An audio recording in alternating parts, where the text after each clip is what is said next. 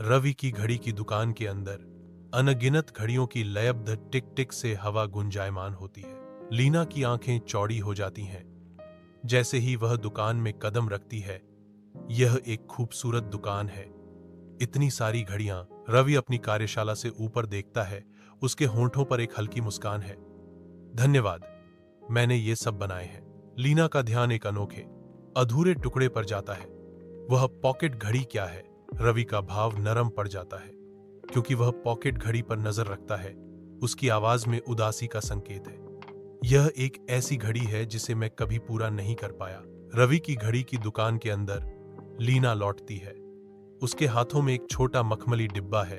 उसकी आंखें उम्मीद से चमक रही हैं। लीना की आवाज उत्सुकता से भरी चुप्पी तोड़ती है। मुझे लगता है कि यह आपकी घड़ी को पूरा करने में मदद कर सकता है। रवि की आंखें चौड़ी हो जाती हैं क्योंकि वह अपने सामने की पेशकश को देखता है।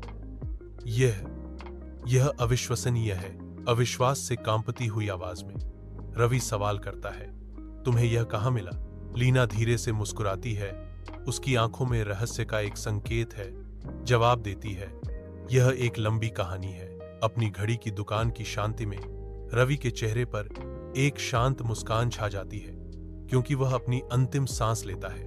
उसका हाथ धीरे से पूरी हुई घड़ी को पकड़े हुए है, जो उसके जीवन के समर्पण का प्रतीक है। घड़ी टिक टिक करती रहती है, समय की निरंतर प्रगति की एक स्थिर याद दिलाती है। एरिया की आवाज शांति में धीरे से गूंजती है, मुझे न भूलने के लिए धन्यवाद। पूरी हो चुकी घड़ी हल्की रोशनी में नहाती हुई टिक टिक करती रहती है। यादों की मूक रक्षक दुकान अभी भी शांत है, घड़ी की धीमी टिक टिक के सिवाय।